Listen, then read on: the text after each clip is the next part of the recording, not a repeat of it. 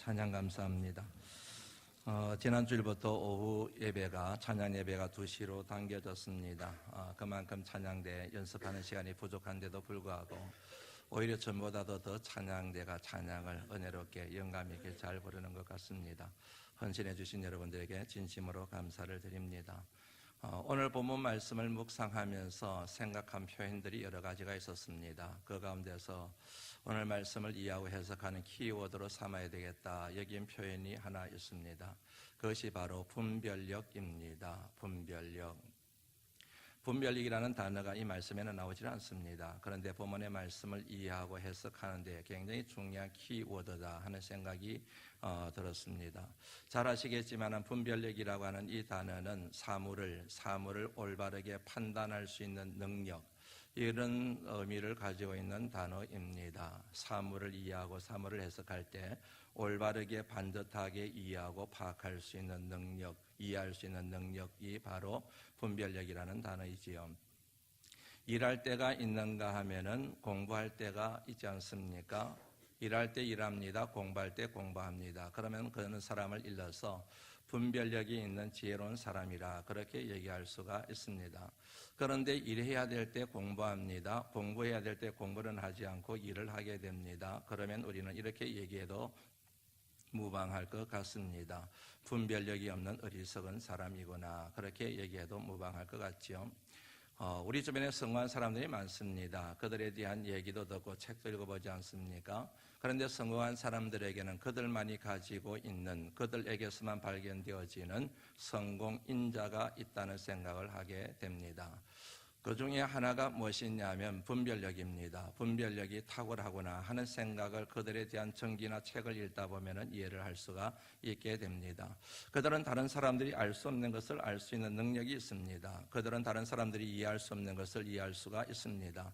다른 사람들이 느끼지 못하는 것을 느끼게 되고, 다른 사람들이 생각해내지 못하는 것을 생각해내게 되고, 다른 사람들이 선택할 수 없는 것을 선택할 수 있는 기발한 능력이, 분별력이 그들에게 있다는 사실을 알 수가 있습니다. 그러니 성공할 수밖에 없는 것이지요. 그러나 이에 반해서 뭔가를 해도 잘 안 돼요. 손을 내도 잘 풀어지질 않습니다. 자신의 꿈과 뜻을 이루지 못하는 사람들이 있습니다. 가만히 눈여겨보면은 분별력이 그렇게 뛰어나지를 못해요. 분별력이 심지어 없는 경우도 허다합니다. 다른 사람들은 다 보는데 그 사람은 보지를 못해요. 다른 사람들은 다 느끼는데 그 사람은 전혀 느끼지를 못합니다. 누구라도 생각할 수가 있는데 그 사람은 생각하지를 못해냅니다. 자연스럽게 실패할 수밖에 없고 자신의 꿈을 이룰 수가 없게 되는 것이지요. 그거는 여러분 신앙의 여정도 마찬가지입니다. 다시 말씀드리면 저와 여러분들이 하나님 나라 가는 그 신앙의 여정에도 반드시 이 같은 분별력이 필요하다는 얘기입니다.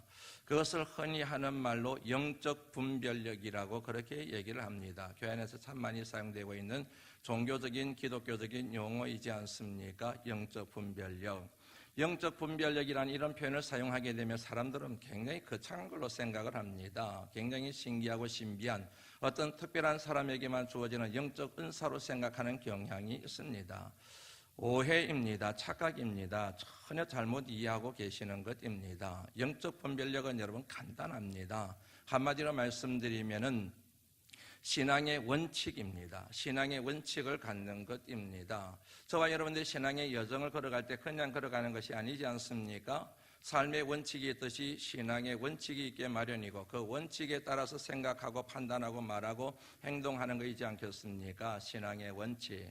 하나님을 믿는 모든 사람들이 지켜야 될 삶의 원칙, 신앙의 원칙이 뭔가? 한마디로 말씀드리면 하나님의 말씀이지요. 하나님의 말씀을 우리는 하나님의 뜻이라고 얘기를 합니다. 이 같은 하나님의 말씀과 하나님의 뜻을 관통하는 핵심 가치가 있지요. 사랑입니다. 하나님을 사랑하는 것이요, 그리고 이웃을 사랑하는 것입니다. 지난주에도 말씀을 드린 것처럼 두 가지 사랑을 얘기했지만 결국은 하나의 사랑입니다. 하나님 사랑하는 것이지요. 사람들을 사랑하며 산다고 해서 우리는 그 사람이 하나님을 사랑한다고 말하지 않습니다. 그러나 하나님을 사랑하는 사람은 반드시 이웃을 사랑하며 살아가야 합니다. 왜냐하면 하나님이 그것을 명령하셨기 때문입니다. 그러므로 그리스도인들의 이웃 사랑도 결국은 그 출발점이 하나님 사랑에 있기 때문에 결국 하나님 사랑 하나만 생각해도 이웃 사랑이 자연스럽게 정리가 되리라 그렇게 여겨집니다. 이 같은 맥락에서 우리 그리스도인들의 삶의 원칙은 하나님을 사랑하는 것, 그리하여 하나님의 뜻에 순종하는 것, 하나님의 뜻에 따라서 이웃을 섬기며 그들에게 베품의 삶을 살아가는 것, 이것이 바로 하나님의 사람들에게 주어진 신앙의 원칙, 삶의 원칙, 이것이 바로 영적 분별력이라 그리 말씀드릴 수 있다는 얘기입니다. 부활하신 주님께서 베드로를 찾아오셨어요. 그리고 이렇게 질문하십니다. 요한의 아들 시몬아, 네가 이 사람들보다 나를 더 사랑하느냐? 나를 사랑하느냐고 물으셨습니다. 그러자 베드로가 대답하죠. 예, 제가 주님 사랑하지요. 그러자 주님께서 그에게 말씀하시죠. 그래, 그러면 내 어린 양을 먹이거라. 그렇게 주님께서 그에게 사명을 위임하시게 됩니다. 한 번으로 끝날 줄 알았는데 두 번, 세 번에 걸쳐서 주님이 그에게 연거푸 물으시지요. 요한의 아들 시몬아, 네가 나를 사랑하느냐? 예, 제가 주님 사랑하지요. 아이, 주님 왜 그러십니까? 제가 사랑한다니까요. 그렇게 베드로가 대답을 하지 않습니까? 그때마다 주님께서 그래, 내 어린 양을 치거라, 내 어린 양을 먹이거라, 주님이 그렇게 그에게 소명을 주시고 사명을 주셨지 않습니까? 주님의 의도가 있습니다. 주님의 뜻이 있습니다. 하나님의 어린 양을 베드로에게 맡기는 것, 다시 한번 그에게 기회를 주시는 것이지요. 그렇다고 한다면은 주님의 질문은 이렇게 되어야 되는 게 논리적으로 맞는 거라고 말씀드린 적이 있지요. 요한의 아들 시몬아, 네가 내 어린 양을 사랑하느냐? 그렇게 물으셔야 되는 거이지요. 네가 내 백성을 사랑하느냐? 나를 버리고 도망갔듯이 그렇게 도망가면 안 된다. 그렇게 주님이 확인을 하셔야 되는 거이지 않습니까? 네가 내 교회를 사랑하겠니? 교회를 위하여 생명을 걸 수 있겠니? 그렇게 물으셔야 되는 거잖아요. 그런데 주님이 그렇게 물으시지 않으시고 네가 나를 사랑하느냐라고 물으시고 그렇다고 대답을 하니까 내 어린 양을 먹이거라, 그렇게 주님이 사명을 주셨다는 얘기이지요. 주님이 그렇게 질문하신 의도는 간단합니다. 이유는 정말 간단합니다. 한마디로 말씀드리면 하나님을 진심으로 사랑할 수 있는 사람만이, 하나님을 진심으로 사랑할 수 있는 그 사람만이 하나님의 어린 양을 제대로 먹일 수가 있고 제대로 칠 수가 있기 때문에 그렇다는 얘기입니다. 하나님을 사랑합니다. 하나님의 주권을 인정합니다. 하나님의 주권에 순종할 줄 압니다. 하나님의 뜻이 무엇인지를 압니다. 그 뜻에 순종하기로 결단한 사람입니다. 그런 사람이 하나님의 어린 양을 대하는 것과 하나님의 뜻을 전혀 모르는 사람이, 하나님의 뜻에, 하나님의 주권에 순종할 마음이 없는 사람이 하나님의 어린 양을 대하는 것, 섬기는 것은 차원이 다르다는 사실을 조금만 생각해 보면 알 수가 있지 않습니까? 이를 통해서도 역시 우리가 알 수 있는 것은 누군가를 사랑하고 누군가를 섬기고 누군가에게 덕을 끼치는 삶을 살아가기 위한 관건이 하나님 사랑이 그 출발점이고 완성이라는 사실을 정리를 할 수가 있게 되는 것이지요.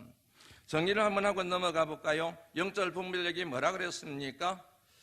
하나님의 말씀이라 그랬잖아요. 영적 분별력이 삶의 원칙이고 신앙의 원칙이고 그리스도인의 신앙의 원칙은 하나님의 말씀이다.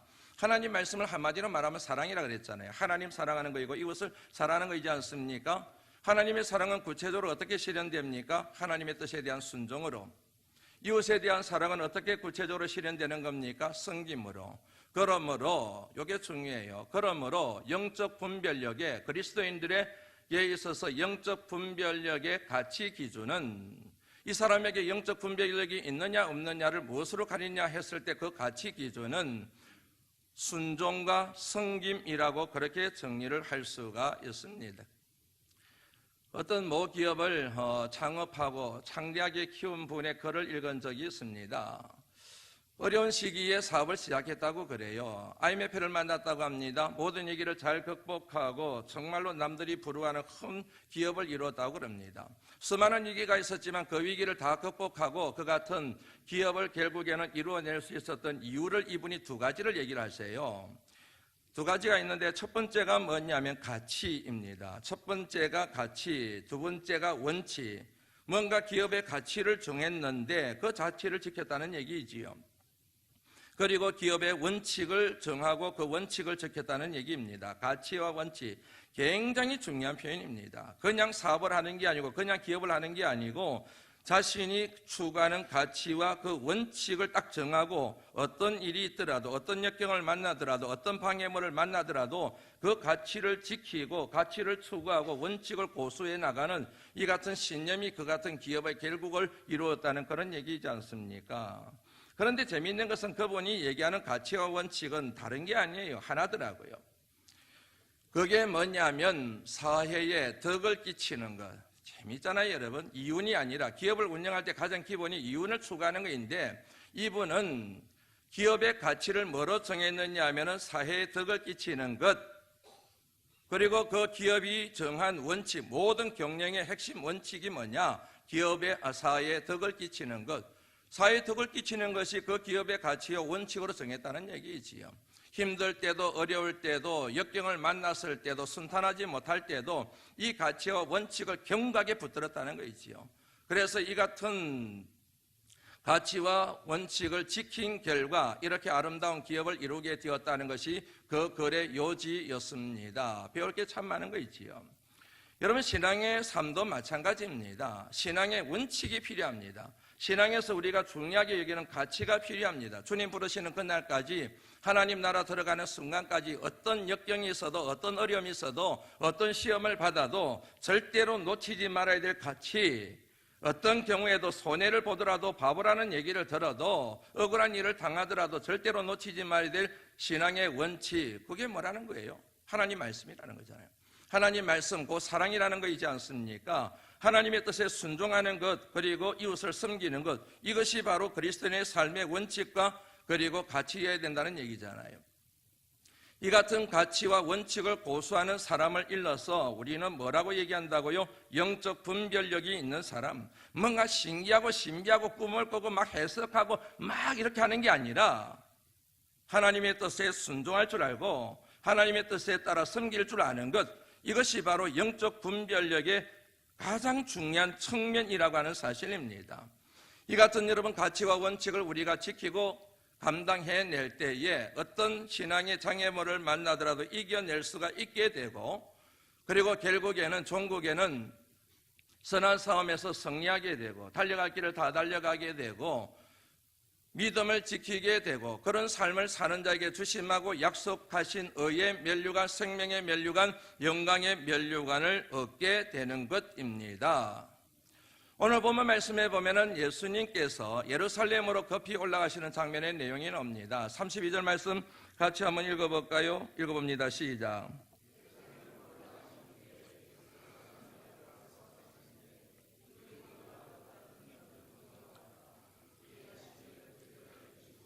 자기가 당할 일을 말씀하여 이르시되, 예수님이 예루살렘으로 올라가시는 내용이 기록되어 있습니다. 예수님이 앞장서세요.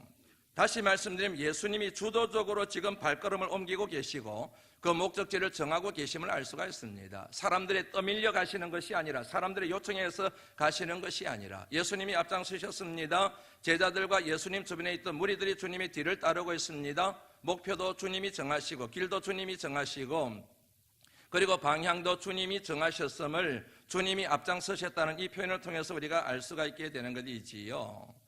가는 중에 주님께서 제자들에게 말씀하셨습니다. 얘들아, 내가 왜 예루살렘에 올라가는지 아니? 예루살렘에 올라가는 목적과 이유를 주님이 33절 말씀, 34절 말씀에서 밝히고 있잖아요. 그것은 예수님의 고난과 죽음, 그리고 사흘 만에 죽음의 권세를 이기시고 부활할 것에 대한 말씀이지요. 이 같은 주님의 행보와 주님의 가르침, 주님의 말씀은 주님이 하나님의 뜻에 따르고 있음을 밝히고 있는 말씀이 45절 말씀입니다. 같이 읽습니다. 시작. 받으려 함이 아니라 도리어 섬기려 하고 자기의 목숨을 많은 사람의 대속물로 주려 함이니라. 여기서 우리가 깨달을 수 있는 게 하나 있습니다. 그것은 바로 주님의 영적 분별력입니다. 이 말씀들을 통하여, 이 같은 말씀의 맥락을 통하여 주님이 왜 이 땅에 오셨는지 그를 주님이 정확하게 알고 계셨다는 것입니다. 그리고 주님이 왜 예루살렘으로 앞장서서 제자들과 무리들을 이끌고 가시는지 주님이 그것을 정확하게 알고 계셨다는 것입니다. 그리고 그곳에서 어떤 일이 일어날지도 주님이 정확하게 알고 계셨고, 세우라 내우라 그러면서 올라가는 게 아니라 때에 따라 정확하게 시간에 맞추어서 예루살렘으로 올라가야 될 때를 주님이 정확하게 알고 계셨다는 사실을 이 말씀을 통하여 우리가 추정해 볼 수가 있습니다. 그런데 추정이 정확한 추정입니다. 이 같은 주님의 알고 계시는 것은 하나님의 뜻입니다. 그 같은 하나님의 뜻에 주님이 순종하고 계심을 이 말씀을 통하여 정리를 할 수가 있습니다. 그런데 오늘 보면 말씀을 읽다 보면은 의아스러운 내용이 나옵니다. 제자들의 반응입니다. 제자들이 왜 이런 반응을 할까? 처음이면 모릅니다. 그런데 이제 십자가를 얼마 앞두고 있지 않는 그런 상황, 다시 말하면 3년이 지나간 시점에서도 아직까지 이런 말을 하고 이런 행동을 하고 이런 태도를 보일까? 답답하기 이를 데 없는 제자들의 이해 못할 행동이 나오게 됩니다. 그 같은 여러분 제자들의 반응에 물꼬를 튼 사람들이 바로 세베대의 두 아들 야고보와 요한이었습니다. 그 두 사람이 예수님 앞에 나와서 요청하게 되지요. 35절 읽습니다. 시작.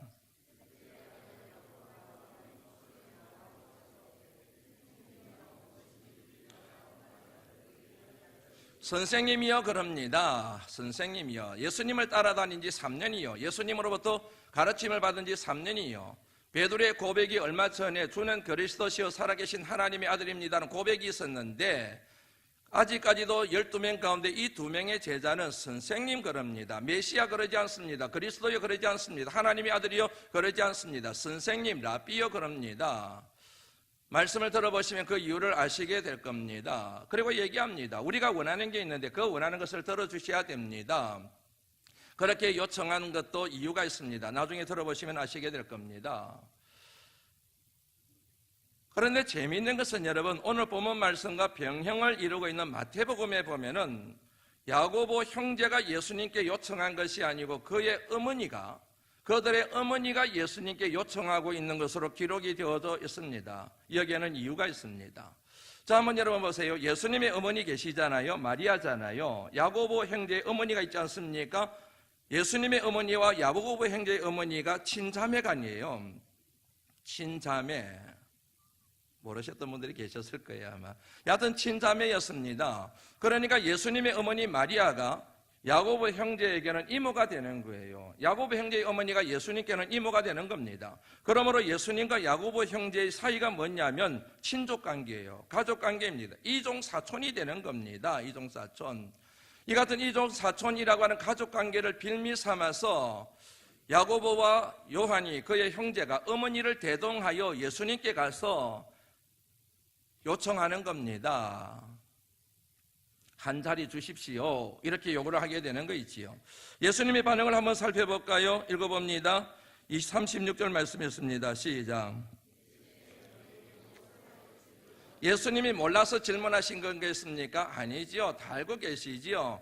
왜 뭐냐면 예수님 야고보와 요한과 그리고 그의 어머니가 예수님께 와서 그런 청을 하는지 다 알고 계시는 거이지요. 그럼에도 불구하고 모르는 척하면서 그렇게 질문하신 것은 야고보와 요한 그의 어머니의 인격을 끝까지 존중하기 위하여 이 같은 반응을 주님이 보이시게 되는 것입니다. 속에는 부글부글 끓는 거예요. 지금 몇 년인데 몇 년 동안 내가 가르쳤는데 몇 년 동안 내가 부탁했는데 몇 년 동안 내가 그렇게 보여줬는데 아직까지도 3년이 지났어도 아직까지도 선생님 그러면서 그리고 속에 무슨 소망이 있는지를 주님이 다시 보글보글 끓는 거예요. 그럼에도 불구하고 그래 뭐 줄까? 어떻게 해주면 좋겠니? 라고 그렇게 주님이 반응을 보이신 것입니다.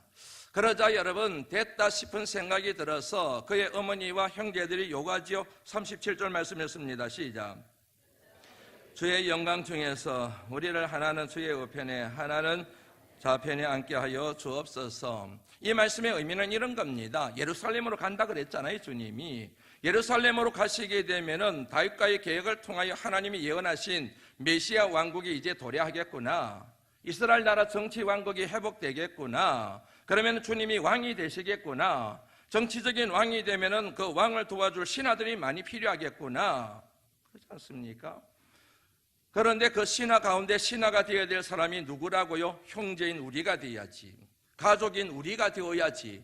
10명의 제자보다도 우리는 가족인데 그러므로 우리가 예수님의 신하 오른편 우편에 있는 권력 2, 3위가 되어야 예수님이 왕의 역할을 제대로 감당할 수 있지, 이런 의미, 이런 뉘앙스가 함축된 내용이 바로 요요예언이에요. 주님이 이제 왕이 되실 것 아니겠습니까? 우리는 가족이지 않습니까? 왕 혼자서 다 통치할 수 없는 것 아닙니까? 그러니까 가족인 우리 두 사람을 자의 위에 딱 앉히시고 그렇게 정치를 펼치십시오. 그러면 당신의 통치가 끝내줄 겁니다. 우리가 가족이잖아요. 가족인데. 이 얘기를 다른 제자들이 들어요. 그 얘기를 들은 제자들이 분노하게 됩니다. 41절 말씀을 씁니다. 시작. 10제자가 듣고 야고보와 요한에 대하여 화를 내거늘, 화를 확 내요. 왜 그런지 아시지요?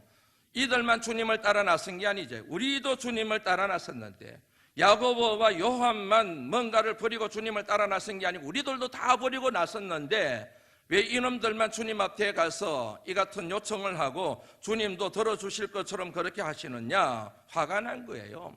시기하는 마음, 질투하는 마음이 확 생겨버린 거죠. 지나 내나 뭔데?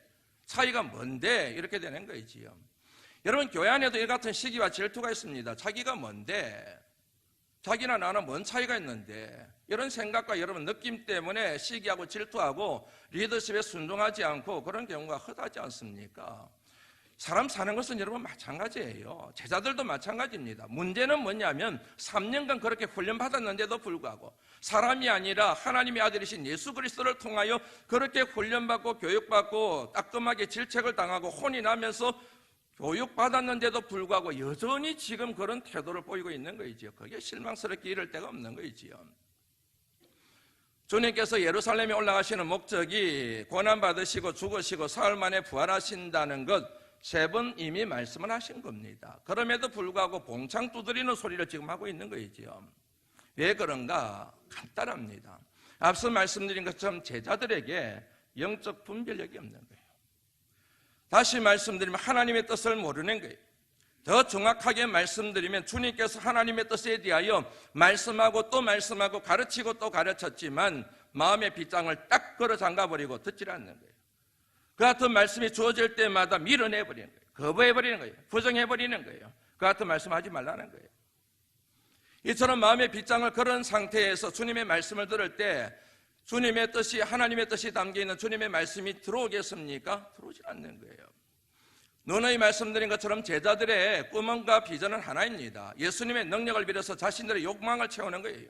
자신들의 욕심을 채우는 겁니다. 이스라엘 나라가 회복되었을 때 정치적인 권력을 갖는 것, 이것이 예수님을 따라 나섰던, 예수님을 따라 나서기 위하여 모든 것을 버렸던, 모든 것을 버림으로 주님의 그 같은 권력을 얻으려고 하는 빌미로 삼으려고 했던 계산이라는 사실을 여러분들은 잘 아시지 않습니까? 결국 이 같은 영적 분별력을 잃어버린 결정적인 이유가 욕심이라고 하는 사실입니다. 욕심. 여러분 삶을 살아가면서 욕심을 극복하는 게 참 중요합니다. 왜냐하면 욕심의 끝은 사망이기 때문에 그렇습니다. 욕심이 잉태한 적 죄를 낳고 죄가 장성한 적 사망을 낳느니라 그러지 않습니까? 왜 행복하지 않아요? 욕심 때문에. 왜 기쁨을 잃어버렸어요? 욕심 때문이지 않습니까? 문제의 원인이 있어요. 그런데 문제의 원인을 캐고 가다 보면 그 끝자락에서 만나는 게 언제나 욕심이에요.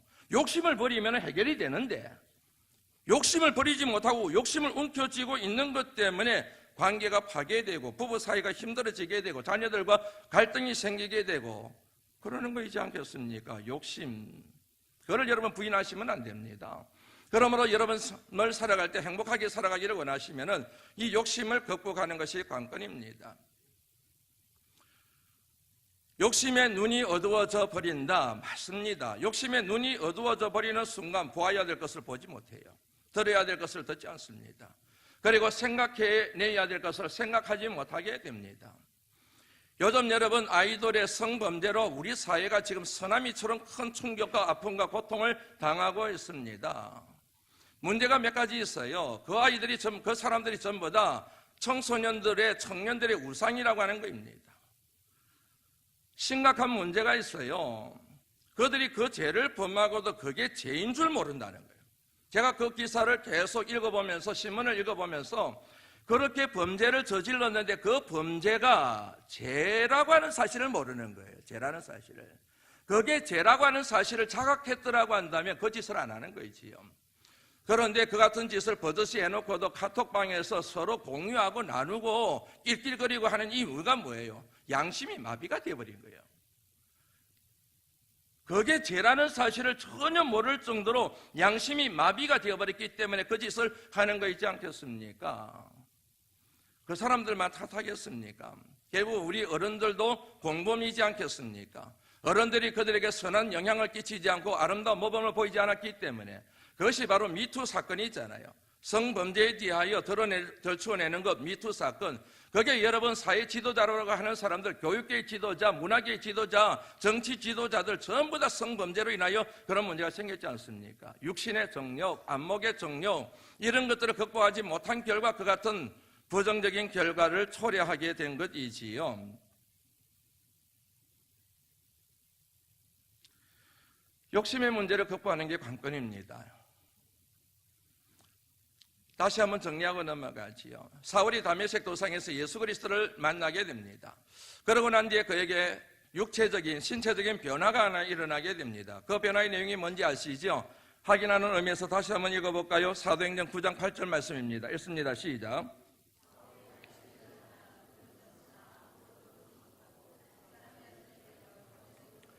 이상한 일이 생겼어요. 눈은 떴는데 보지를 못해요. 눈은 떴는데 볼 수가 없어요. 눈을 떴으면 봐야 되잖아요.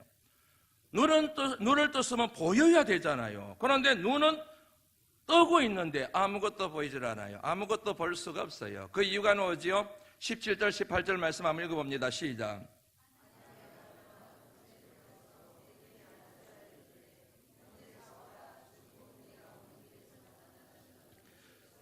너를 보내어 너로 다시 보게 하시고 성령으로 충만하게 하신다 하니 18절 즉시 사울의 눈에서 비늘 같은 것이 벗어져 다시 보게 된지라. 일어나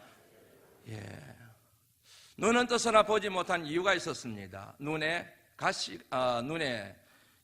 비늘 같은 것이 끼어 있었기 때문입니다. 영혼의 백태 같은 것이 끼어 있었기 때문에 눈은 뜨고 있는데 아무것도 보지 못했습니다. 아무것도 보이지를 않았습니다. 이 비늘이 무엇인가에 대한 해석은 굉장히 많습니다. 중요한 것은 뭐냐면 이 같은 비늘이 벗겨짐으로 사울의 삶이 전환점을 이루게 되었다고 하는 사실입니다. 이 비늘이 갖고 있는 의미가 굉장히 많습니다. 그 중에 하나가 바로 욕심입니다. 욕망입니다. 이처럼 여러분 욕심과 욕망의 노예가 되는 순간, 야망의 노예가 되는 순간 영혼의 눈은 어두워지게 됩니다. 세속적인 욕망의 눈이 어두워지는 순간 하나님의 사람으로 보아야 될 것을 보지 못하게 됩니다. 들어야 될 것을 듣지 못하게 됩니다. 누구가 아무리 일러줘도 귀에 들어오지를 않습니다. 이 같은 영혼의 눈이 어두워진 결과 영적 분별력을 잃어버리게 됩니다. 여러분은 이것을 한번 확인하고 넘어가는 게 좋을 것 같아요. 확인할 수 있는 말씀들이 많이 있는데 한 군데만 살펴봅니다. 한번 읽어볼까요? 마가복음 10장 28절 말씀 한번 읽어보시죠. 한번 읽어봅니다. 시작. 부자 청년의 사건이 이어지고 난 뒤에 나온 말씀입니다. 부자 청년은 재산과 물질이 많아서 팔아서 다 가난한 사람들에게 나눠주라는 말씀을 거부해버리고 그냥 근심하며 돌아가버리고 말았습니다. 그것에 대하여 주님이 가르침을 주셨습니다. 부자가 하나님 나라가 들어가는 것이 낙타가 바늘길을 통과하는 것보다 더 힘들다. 그러니까 제자들이 뻐기면서 하는 말이에요. 주님, 우리는 다 버렸습니다. 우리는 다 보겠습니다. 어깨에 힘을 팍 주면서 교만하게 말하는 그 뉘앙스로 느끼시면 정확합니다. 우리는 다 버렸습니다. 아비도 버리고 건물도 버리고 배도 버리고 다 버렸습니다. 우리 대단하죠 주님. 이렇게 얘기하는 거예요 지금. 그러니까 주님께서 그들을 칭찬하시고 복에 대한 선언을 하시게 되지요. 한번 읽어보지요. 29절 30절 말씀이었습니다. 시작.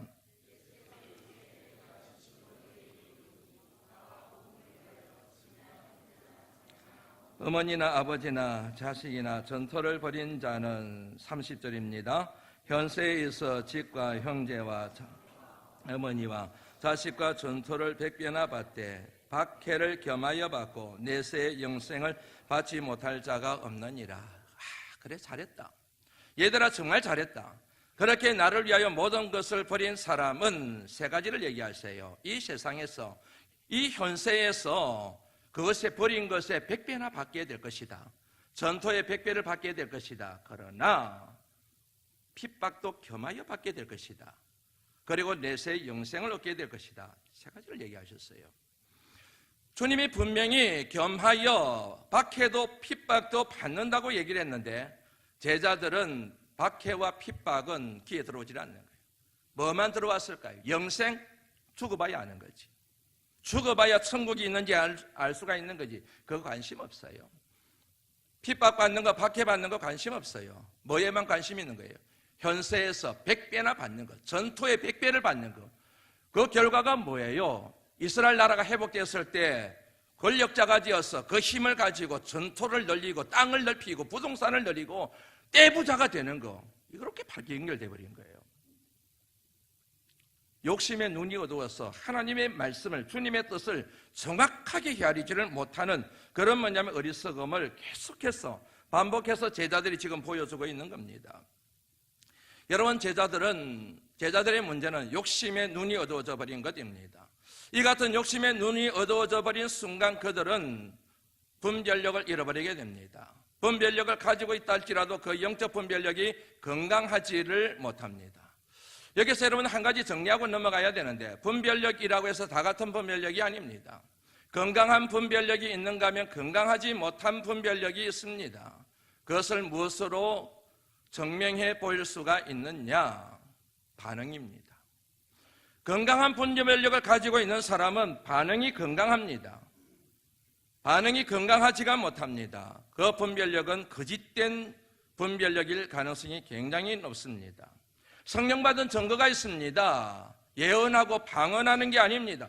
그런 것만 생각하시면 곤란합니다. 오직 성령이 너희에게 임하시면 권능을 받고 예루살렘과 온 유다와 사마리아와 땅끝까지 이르러 내 증인이 되리라.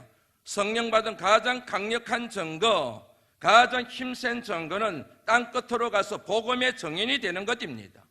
건강한 영적 분별력을 가진 사람은 무엇으로 증명하느냐? 복음에 대한, 그가 알고 있는 하나님의 뜻에 대한 반응으로 증명을 해보이게 되어져 있습니다.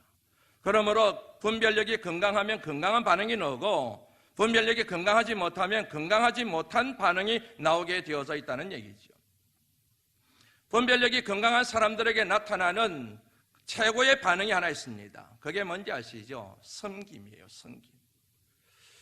앞서 말씀드린 것처럼 영적 분별력은 삶의 원칙이고, 삶의 원칙은 하나님의 말씀이고, 하나님의 말씀은 사랑이고, 사랑은 곧 하나님의 뜻에 순종하면서 하나님의 뜻에 따라 섬기는 거라고 말씀드렸지 않습니까? 그러므로 건강한 영적 분별력의 열매는 섬김입니다.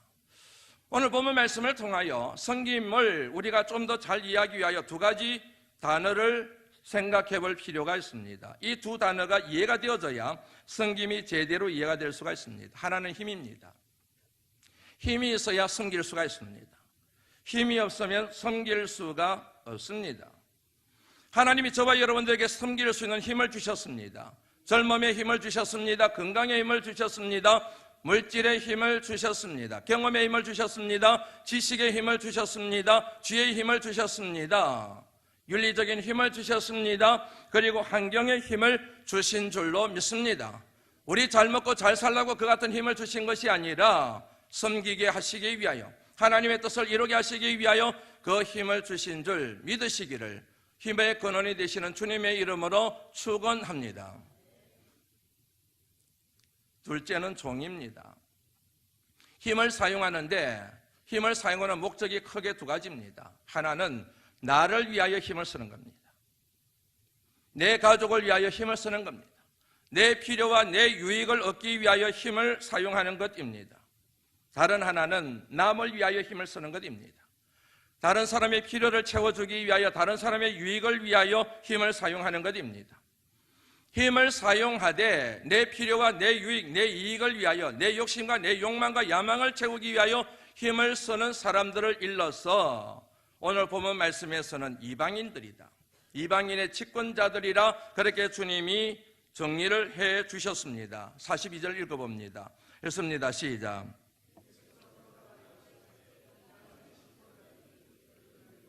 주관하고 그 구관들이 그들에게 권세를 부리는 줄을 너희가 알거니와. 이방인들은 그렇게 사용한다는 거예요. 이방인들은 힘을 가지고 있는데 그 힘을 가지고 더 많은 힘을 얻기 위하여, 더 많은 힘을 회복하기 위하여 끊임없이 자기 힘을 사용한다는 얘기이지요. 이방인들, 이방인의 집권자들, 이방의 힘을 가지고 있는 사람들과 대비되는 사람들이 바로 43절 말씀에 나옵니다. 읽습니다. 시작. 너희 중에는 그렇지 아니지니 너희 중에 누구든지 크고자 하는 자는 너희를 섬기는 자가 되고. 너희가 나옵니다. 이방인의 집권자들에 대하여 대비된 사람들입니다. 너희는, 예수님의 제자들은, 주님의 뒤를 따르는 사람들은, 주님의 은혜로 구원을 입은 하나님의 사람들, 그리스도인들은 그렇지 않을지니, 이 말씀의 의미는 너희는 그렇게 살지 마라. 너희는 그렇게 이방인들처럼 힘을 사용하지 마라. 이방인들처럼 자신의 욕심과 욕망을 채우기 위하여 힘을 사용하지 마라. 대신 그 힘을 가지고 남을 살리고 남을 섬기는데 내가 준 힘들을 사용하거라. 여기에서 중요한 게 하나 있습니다. 힘을 사용하되 내 뜻대로, 내 감정대로, 내 기분대로, 내 생각대로 힘을 사용하는 것이 아니라 하나님의 뜻대로 그 힘을 사용하는 것입니다. 고린도전서 4장 2절 말씀 읽습니다. 읽습니다. 시작. 구할 것은 충성이니라. 정말 교회 안에서 많이 사용하는, 교회 안에서 많이 들었던 말씀이지요. 이 말씀을 여러분 목회자들이 설교할 때 초점을 어디에 두느냐면 충성에다가 초점을 둡니다. 충성하십시오, 충성하십시오 그래요. 충성이 뭡니까? 여러분, 충성의 의미를 규정하고 있는 단서가 있습니다. 맡은 자입니다. 맡은 자가 있으면 맡긴 자가 있습니다. 맡긴 자는 누구입니까? 하나님입니다. 그러므로 충성의 본질은 맡긴 자의 뜻에 따라서, 하나님의 뜻에 따라서 섬기고 봉사하고 훈련하는 것이, 헌신하는 것이 바로 충성의 본질이라고 하는 사실입니다. 내 마음대로 섬깁니다. 내 마음대로, 내 뜻대로 섬깁니다. 그것은 진정한 봉사가 아닙니다. 잘못된 열심들이 참 많아요. 교회 안에 잘못된 충성들이 굉장히 많습니다. 자기 감정대로, 자기 기분대로, 자기 식대로, 자기 뜻대로, 자기 마음대로 봉사하고 막 열심히 해요. 그 같은 여러분, 잘못된 봉사와 헌신이 교회 공동체를 어렵게 만들고 많은 사람들에게 상처를 줄 수 있다는 사실을 염두에 두셔야 될 필요가 있음을 이 말씀을 통하여 깨닫게 됩니다. 내 봉사와 내 헌신과 내 충성이 하나님이 내게 일을 맡기신 하나님의 뜻에 따른 것인지 아니면 내 감정대로 하는 것인지 알 수 있는 방법이 있어요. 봉사를 하면서 기분이 나빠요. 항상 원망불평이 나와요. 그렇게 못마땅한 게 많아요. 왜 그런지 아세요? 내 감정대로, 내 뜻대로 봉사하기 때문에 그런 거예요. 나를 맡기신 하나님의 뜻을 생각하면은 감사해요. 기뻐요. 부족한 내가 이렇게 쓰임받는 것에 대해서 너무 감사하고, 죄로 말미암아 영원히 죽을 수밖에 없었던 내가 주님께 이렇게 붙잡힌 바 되어서 주의 몸된 교회를 섬기고 성도를 섬길 수 있어서 너무너무 감사하고 기쁘고, 그래서 여러분, 어떤 사람에게는 봉사가 복이 되고 어떤 사람에게는 그 충성이 그 사람과 주변에 있는 사람들을 상하게 만드는 흉기가 되는 봉사라고 하는 사실을 저와 여러분이 정리를 하셔야 됩니다. 그래서 주님이 말씀하신 게 그거예요. 섬기는 자. 여러분, 오늘 보면 말씀 43절 말씀에 보면 섬기는 자가 나옵니다. 섬기는 자를 여러분 디아코노스라고 얘기해요. 일꾼이라는 뜻입니다. 이 단어와 연결된 것이 44절의 종입니다. 44절에 있습니다. 시작. 같이 읽습니다. 44절 말씀 같이 읽습니다. 시작. 너희 중에 누구든지 어뜸이 되고자 하는 자는 모든 사람의 종이 되어야 하리라. 종이라는 편이 나옵니다. 종을 여러분 둘러서라고 얘기를 하는데 이 종과 대비되는 개념이 뭔지 아시죠? 주인입니다. 주인. 종은 자기 뜻대로 자기 마음대로 일하면 안 돼요. 주인의 뜻에 맞추어서 일을 해야 됩니다. 종이 자기 마음대로 자기 뜻대로 일하게 되면 주인한테 혼납니다. 주인의 뜻이 무엇인지를 정확하게 살피어서 주인의 뜻에 봉사를 해야 주인으로부터 칭찬받는 봉사가 될 수 있다는 얘기입니다. 지금까지 적지 않은 세월을 목회하면서 의외로 많은 사람들이 잘못된 봉사, 잘못된 충성, 잘못된 헌신을 하는 것을 많이 경험했습니다. 하나님의 뜻과 상관없이 앞서 말씀드린 것처럼 자기 감정에 따라서, 자기 기분에 따라서, 자기 멋대로, 세상의 식대로, 자기 경험에 따라서 봉사하는 그 같은 봉사를 청산하시고 주 뜻에 맞는 그 같은 헌신과 봉사를 이뤄내실 수 있는 주의 성도들이 되실 수 있기를 주의 이름으로 축원합니다. 주님을 믿습니다. 그러면 주님의 뒤를 따르게 됩니다. 주님의 뜻에 따라 순종하며 섬기게 됩니다. 그런 사람을 일러서 우리는 영적 분별력이 있는 사람이라 얘기합니다. 그런데 영적 분별력이 없는 사람은 주님의 뜻을 모릅니다. 주님의 뜻을 모르기 때문에 순종하지 않습니다. 순종하지 않기 때문에 섬김의 사명을 그에게서 발견할 수가 없습니다. 그런 사람은 아무리 예수를 오래 믿어도, 아무리 목회를 해도, 아무리 항존 직분을 가지고 있어도 아직까지 믿음이 영그럽다고 말하기가 심히 곤란합니다. 이제 말씀을 마무리하려고 합니다. 주님의 가르침은 그 당시에 혁명적인 가르침이었습니다. 왜냐하면 모든 사람들이 다 지배하는 자리에 올라가고 싶어하고 모든 사람들이 섬김을 받고 싶어하는 시대였기 때문입니다. 그런 시대에 먼저 섬기라, 그리고 종이 되어야 된다라고 말씀하신 것은 혁명적이라고 하는 표현을 빼놓고는 설명할 수 없는 가르침입니다. 그만큼 충격적인 가르침이었습니다. 그 같은 혁명적인 가르침의 결정판이 바로 주님이 몸소 지신 십자가 사건과 십자가 위에서의 죽음입니다. 그 은혜로 저와 여러분들이 살아나게 되었습니다. 그 같은 주님의 은혜가 없이는 저와 여러분들은 절대로 하나님의 사람이, 하나님의 자녀가 될 수가 없습니다. 그 같은 은혜를 입었다고 고백하는 사람들이 마땅히 지불해야 될 값이 있습니다. 그것이 뭔가?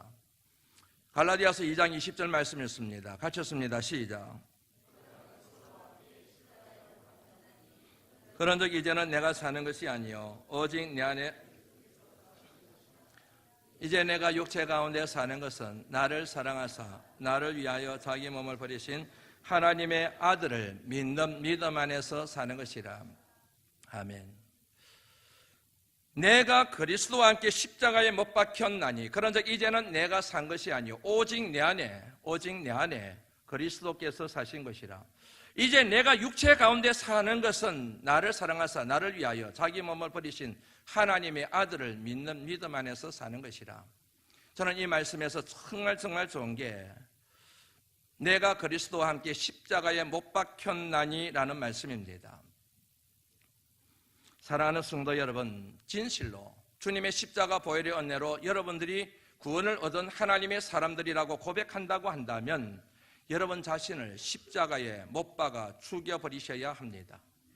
여러분들의 자아를 십자가에 못 박아 죽여버리셔야 합니다. 여러분들의 못된 성정과 못된 성질을 십자가에 못 박아 죽여버리셔야 합니다. 여러분들 속에 여러분들의 인생을 지배하고 있는 삶의 원칙인 욕심과 욕망을 십자가에 못 박아 죽여버리셔야 합니다. 그래야 살 수 있습니다. 그래야 살 수 있습니다. 그래야 잘 살 수 있습니다.